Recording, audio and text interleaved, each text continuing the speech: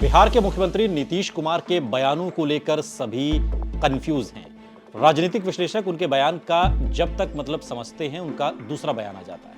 और अभी तक कुछ दिन पहले मोतिहारी में महात्मा गांधी यूनिवर्सिटी के समारोह में राष्ट्रपति की मौजूदगी में उन्होंने मनमोहन सरकार की आलोचना और मोदी सरकार की तारीफ कर दी थी। अभी इसके मतलब निकाले ही जा रहे थे कि उन्होंने तेजस्वी को उत्तराधिकारी बनाने की बात कर दी। अब इसके मतलब निकाले जा रहे हैं। और रही बात लोकतंत्र में, किसी को उत्तराधिकारी बनाना किसी के वश में होता नहीं है, हम सभी जानते हैं। चाहकर भी बहुत से नेता अपनी गद्दी अपने परिवार के किसी सदस्य को नहीं सौंप सके। नीतीश कुमार भी इतनी जल्दी अपनी गद्दी छोड़कर तेजस्वी को नहीं देने वाले हैं, ये भी सब जानते हैं। लेकिन जब तक केंद्र में उनके लिए कुछ काम मिल नहीं जाता, तब तक तो बिहार के गद्दी नीतीश कुमार अपनी मर्जी से छोड़ देंगे। ये तो ख्याली पुलाव से ज्यादा और कुछ नहीं है। चुनाव के बाद क्या होगा ये कोई नहीं जानता। फिर भी नीतीश कुमार अगर अपने उत्तराधिकारी की बात करते हैं तो यह महत्वपूर्ण हो जाता है।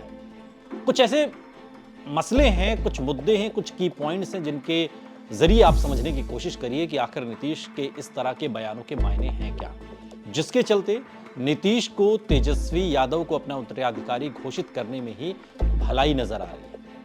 अगर पिछले 3 विधानसभा चुनावों में मिली जेडीयू की सीटों को आधार माने तो नीतीश कुमार की लोकप्रियता लगातार घट रही है।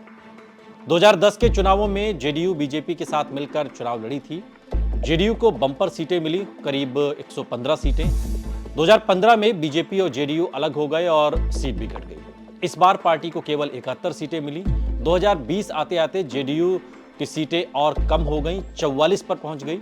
2020 में बीजेपी की मेहरबानी पर सीएम बने नीतीश कुमार शुरू से ही दबाव में रहे और जल्द ही उन्होंने बीजेपी का साथ छोड़कर आरजेडी को अपना लिया। पर जनता सब कुछ देख रही है, समझ रही है, और यही वजह है कि राज्य में हुए पिछले 3 उपचुनाव में जेडीयू को 1 सीट भी नहीं मिली।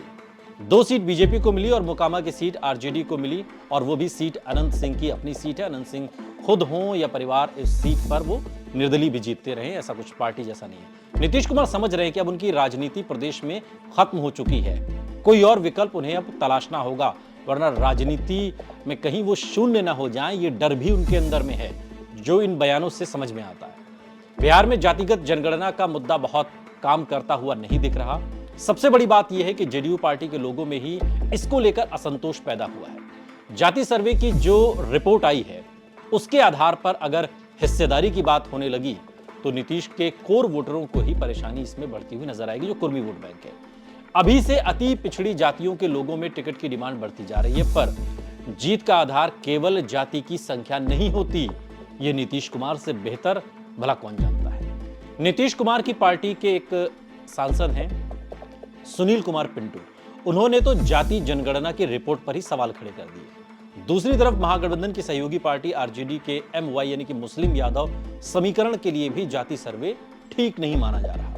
शायद यही वजह है कि सर्वे आने के बाद जेडीयू और आरजेडी दोनों पार्टियों के नेताओं में इसे लेकर पहले जितना उत्साह था वो अब नजर नहीं आता। नीतीश कुमार को केंद्र में महत्वपूर्ण भूमिका की उम्मीद दिखती नजर आ रही है। जिस तरह कांग्रेस के खिलाफ समाजवादी पार्टी और टीएमसी आदि का रुख है, उसके चलते केंद्र में नीतीश कुमार जैसे एक नेता की भूमिका महत्वपूर्ण हो जाती है। भविष्य में इंडिया गठबंधन के बिना विपक्ष का काम चलने वाला नहीं है। विधानसभा चुनावों के समय में ये नेता भले ही लड़ झगड़ लें, लेकिन 2024 का जब लोकसभा चुनाव आएगा तब पूरा विपक्ष एक साथ एक जगह पर दिखाई दे, इस तरह की उम्मीद की जा रही है, और तभी वो एनडीए गठबंधन को चुनौती देने में भी सक्षम हो सकेगा। और इसके लिए नीतीश कुमार जैसे एक लीडर की जरूरत होगी। नीतीश कुमार एकमात्र ऐसे नेता हैं जो सबको मान्य हैं, एक लंबा तजुर्बा है उनका, और यही वजह है कि नीतीश कुमार विपक्ष के जो सभी धुरंधर हैं उनको एक मंच पर इकट्ठा वो कर भी सके। शुरुआत नीतीश ने ही की। अगर राहुल गांधी के नाम पर एक मत नहीं होते हैं सब लोग, तो जैसी संभावना दिख रही है उसमें नीतीश कुमार एक मुख्य भूमिका में आ सकते हैं। चेहरा भले ना हो, लेकिन चेहरे जैसे नीतीश कुमार हो सकते हैं।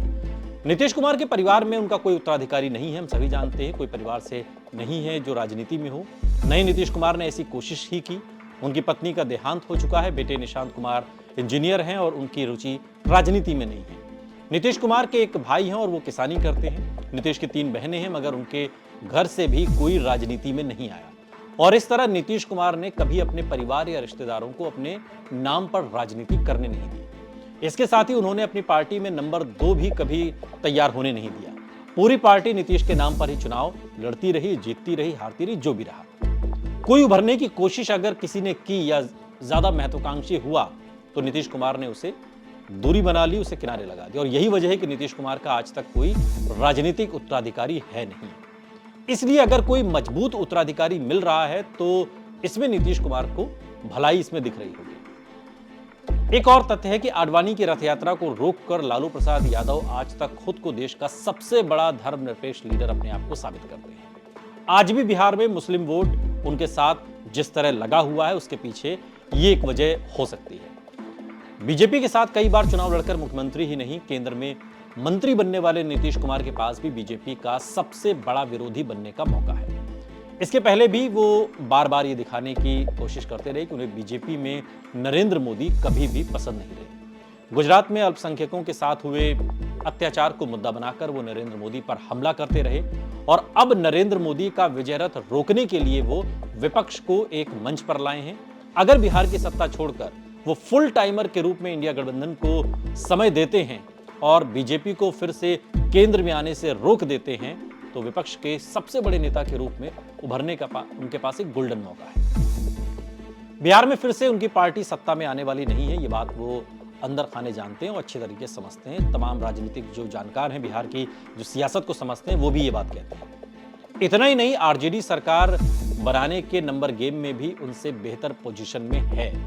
कांग्रेस पार्टी आज भी आरजेडी के ज्यादा नजदीक है, ये बात भी नीतीश अच्छी तरह समझते हैं। बीजेपी के साथ गठबंधन अब संभव नहीं नजर आता और कई बार नीतीश की तरफ से ग्रीन सिग्नल देने के बाद भी काम नहीं बन सका। एनडीए की गणित में अब वो फिट बैठ नहीं रहे, जितनी तूतू मैमे हो चुकी है। हालांकि राजनीति में तूतू मैमे कोई नई बात नहीं, कब किसके साथ कौन बैठ जाए, लेकिन फिर भी आज के परिप्रेक्ष्य में ऐसा लगता नहीं। बिहार में नीतीश कुमार के साथ एंटी इनकम्बेंसी फैक्टर जबरदस्त है। इस बार बीजेपी अब उसी को भुनाने में लगी है। उसे लगता है कि बिना नीतीश हम बिहार में और बेहतर प्रदर्शन कर सकते हैं और इस तरह नीतीश कुमार सबसे अच्छा रास्ता उनके पास यही बचता भी है और सेफ भी है और सम्मानित भी कि वो अपना उत्तराधिकारी घोषित कर दें, जिसको लेकर अब उन्होंने तेजस्वी के कंधे पर हाथ रखा है, पीठ थपथपाई है। लेकिन नीतीश कुमार की बात पर भरोसा कितना किया जाए और कितना नहीं, ये बात आरजेडी से भला कौन जाने।